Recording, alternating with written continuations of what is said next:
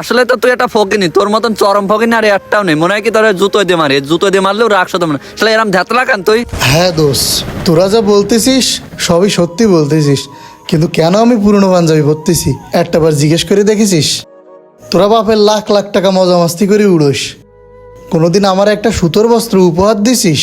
এই মনুষ্যত্ব, মানবতা এগুলো না ভাই শুধুমাত্র বইয়ের পাতায় আর সিনেমার ভিতরে শোভা পায়, বাস্তবে এগুলার কোনো ভিত্তি নাই।